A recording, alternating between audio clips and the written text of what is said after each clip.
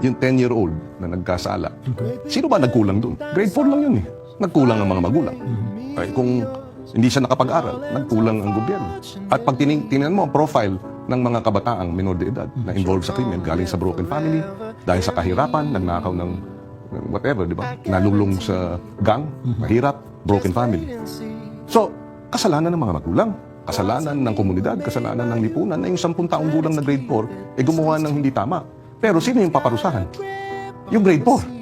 Yung stress, yung mental health issues, talagang dapat tinututukan. Sa totoo lang Senador Kiko, sa mga nabasa ko sa Republic Act o Juvenile Act ay specifico talaga ang dapat rehabilitate lang, at specifico rin ang dapat parusahan muna bago rehabilitate, at specifico rin ang dapat parusahan o ikulong sa presento, at lahat yan ay dapat may pagbabayad sa mga naperwisyo o nabiktima.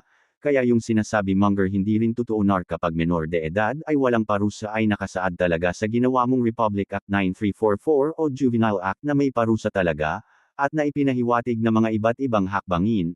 Ngunit kasi sa mga hemahayag mo ay tila wala marinig na pagkakulong o pagkakaso, na lagi mong itinutuloy ay pagkakulong via rehabilitation.